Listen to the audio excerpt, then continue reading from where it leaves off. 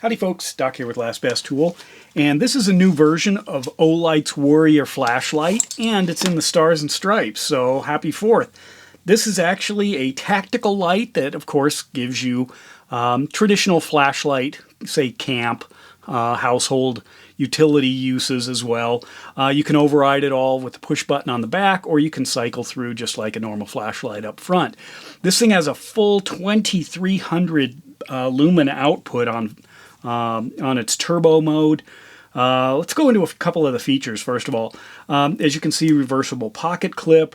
This thing weighs about 176 grams or about a little over 6 ounces. It is a very stout light. You can feel that in your hand. Doesn't feel light.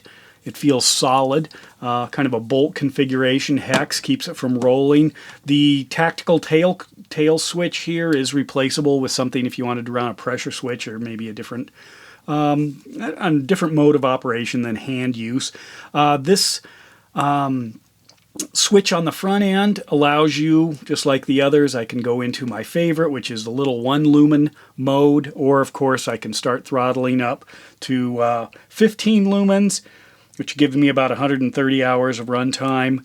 200 lumens, that gives me about 13 hours. High, this is 800 lumens, and I can turbo it. And that'll give me the full 2300. Of course, if you've got anything close to the lens, those kinds of lumen numbers are a little dangerous, so it does have a proximity sensor right there to throttle it way back to a safe level.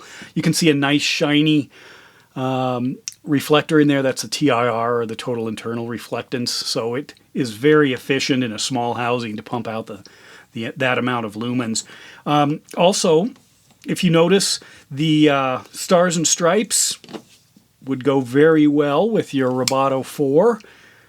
Again, these are my truck tools. That's where this one lived. That's where this one will go. The truck tools, those are the ones that I keep handy in the front console area of the truck. Also, I don't like black flashlights up there because if you drop one or you can't see and you're feeling around, sometimes it's a little easier if there's some difference in color. What else on this guy? Well, the operation of it, I mentioned the button up front, but also the tactical tail switch, which pretty much overrides everything and allows you to go into the high or turbo modes. And I can either get that to stay on, or I can just toggle it on. If I push it a little, I go to my high. If I push it again, I go to my turbo. A release, it shuts off. Unless I tap it, then it sticks on. So I can see the battery indicator here. Just an overall very well thought out light with an excellent case. Olight's up in their case game, which is always nice. Another thing they did is they softened the crenulations up here in what might be a striking bezel. This actually has muted, or Surefire used to call them melted features, and that's so it doesn't snag on anything.